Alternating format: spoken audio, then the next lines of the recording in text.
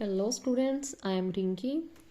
So I hope जितनी भी videos आप लोगों को मिल रही हैं वो आप लोगों को पसंद आ रही होंगी। अगर आप लोगों को वो हेल्पफुल लग रही है तो प्लीज़ मेरे चैनल को सब्सक्राइब करो, वीडियो को लाइक करो और शेयर करो।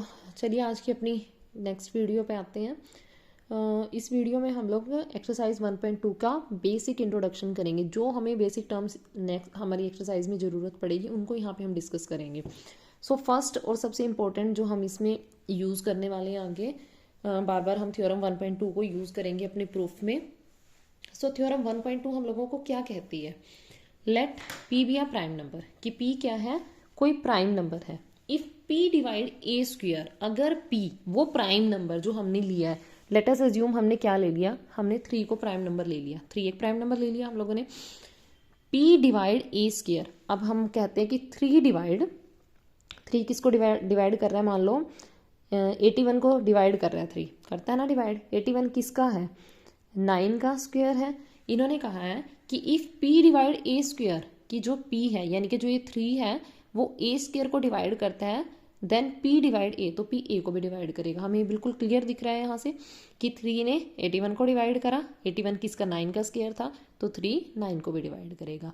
अगर एक प्राइम नंबर किसी नंबर के, किसी पॉजिटिव इंटीजर के स्क्वायर को डिवाइड कर रहा है तो वो उस नंबर को भी डिवाइड करेगा। आपने ऐसे एग्जांपल ध्यान रख लेना है कि 3 ने 81 को डिवाइड करा था, या आप सिंपल कह दो कि 3 किसको? 9 को डिवाइड करता है ना, लेकिन जो 9 है वो किसका स्क्वायर बन रहा है? 3 का स्क्वायर बन रहा है, तो 3 को भी डिवाइड करेगा। ये तो बिल्कुल ईजी है। ठीक है बेटा, तो ये प्राइम नंबर्स के लिए है।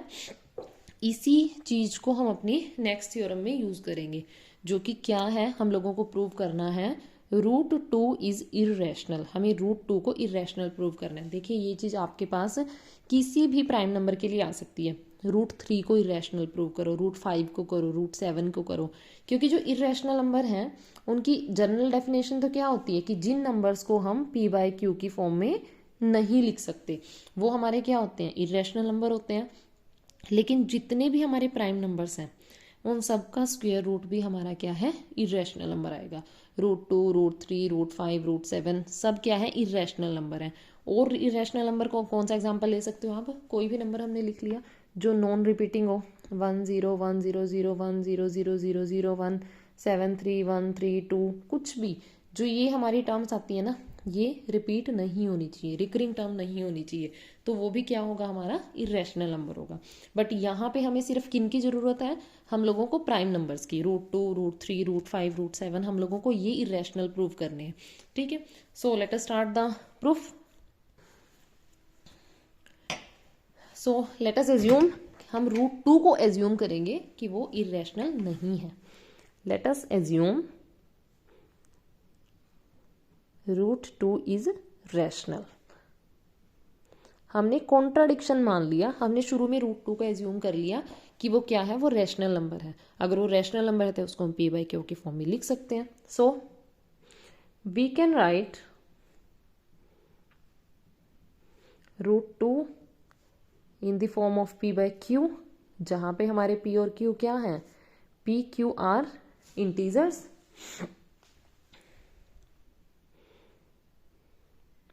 और जो q है वो कभी भी 0 के इक्वल नहीं होगा। ठीक है, अब हम लोगों ने क्या एज्यूम करा, मतलब हमने देख लिया कि इनको हम p/q की फॉर्म में लिख सकते हैं, लेकिन अभी हमें p/q के बारे में ये नहीं पता कि इनके बीच में कोई कॉमन फैक्टर है या नहीं है। तो हम लोग सोच लेते हैं कि p और q के बीच में ना 1 को छोड़ के कोई और भी कॉमन फैक्टर है। ठीक है, अब फिर हम डिवाइड करके उसको भी हटा देंगे यहाँ से। तो हम यहाँ पे लिखेंगे suppose p and q have a common factor other than 1, कि 1 को छोड़ के इनके बीच में ना कोई कॉमन फैक्टर है अभी भी। तो हम क्या करते हैं, इनको ना उसी कॉमन फैक्टर से डिवाइड कर देते हैं p और q को। So then divide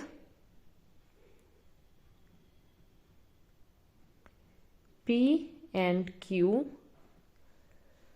with that common factor, p and q by common factor.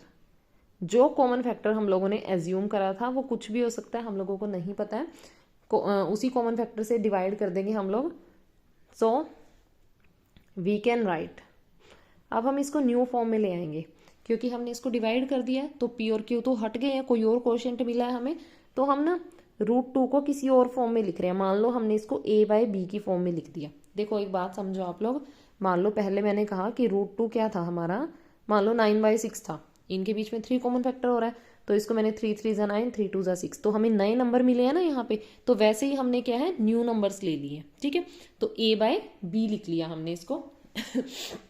a और b अब क्या बन गए हैं, where a and b are, अब वो बन चुके हैं को प्राइम नंबर्स।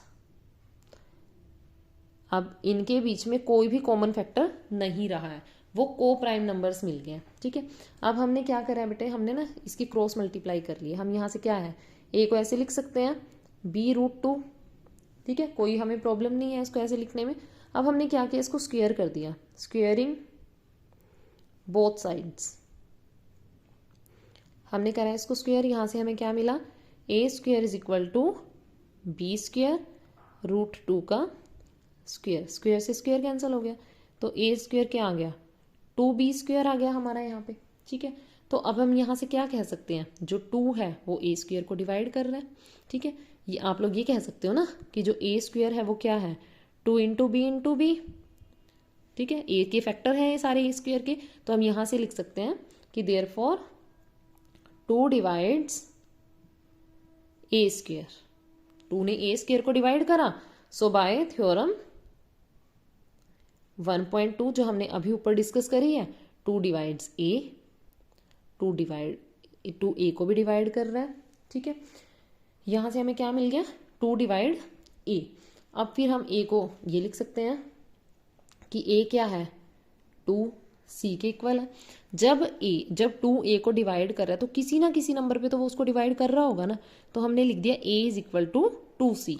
ठीक है, मान लो 2 की टेबल पे 1 नंबर पे आ रहा है, 2 नंबर पे आ रहा है, 3 नंबर पे आ रहा है, 4 पे आ रहा है, तो ये c उन्हीं नंबर्स को रिप्रेजेंट कर रहा है। ठीक है, हमने राइट करा a is equal to 2c for some integer c कोई भी इंटीजर हो सकता है, फॉर सम इंटीजर c कोई भी इंटीजर हो सकता है c। अब देखो हमने ऊपर ये इक्वेशन, इसको ना 1 नेम दे लो। अब हम ये a की वैल्यू यहाँ पे पुट करेंगे। अब हम लिखेंगे putting value of a in equation 1। a की वैल्यू यहाँ पे पुट करो, 2c का होल स्क्वायर 2b का स्क्वायर। यहाँ से हमें क्या मिल रहा है, 4c² is equal to 2b²। Cut कर लो इसको, 2c² is equal to b²। 2c² किसके इक्वल आ गया, b के आ गया। दैट मीन्स हम b² को क्या राइट कर सकते हैं, 2 × c × c। यहाँ से क्या पता लगा, 2 डिवाइड्स b², 2 ने b² को भी डिवाइड कर दिया। सो बाय थ्योरम 1.2 2 डिवाइड्स b। अब हम लोगों ने एक बात कही थी,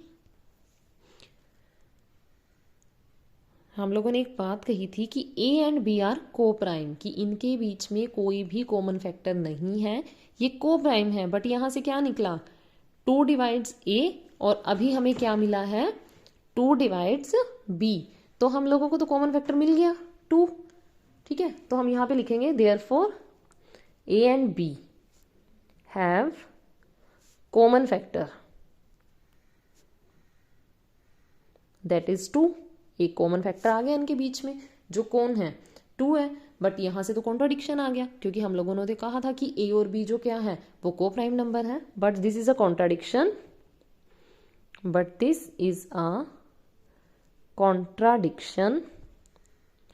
to the fact that a and b are को prime.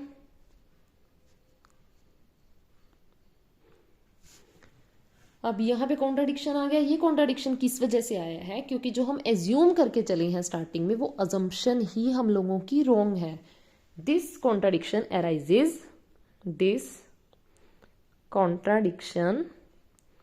arises because of our wrong assumption, because of our wrong assumption that root 2 is rational.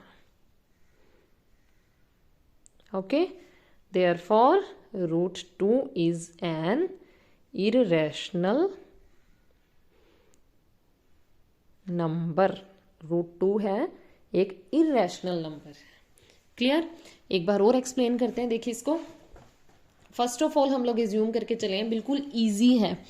Root 3, root 4, root 5, sorry 4 नहीं, रूट 3, रूट 5, रूट 7 सबके proof same है. सिर्फ आप लोगों को यहाँ पे 2 की जगह 3 राइट कर देना है, बस इतना होना है आप लोगों का. ठीक है, अब देखिए फिर यहाँ पे 3 हो जाएगा जैसे, ठीक है, तो कॉमन फैक्टर 3 आ जाएगा. तो ऐसे ऐसे मतलब चेंज हो जाएंगे उनके. अब देखिए हमने क्या करा, स्टार्टिंग में ही हमने रूट 2 को रैशनल एज्यूम कर लिया. ठीक है, उसके बाद हम अगर हम किसी चीज़ को रैशनल मान रहे हैं तो उसको हम पी बाई क्यू की फॉर्म में लिख सकते हैं.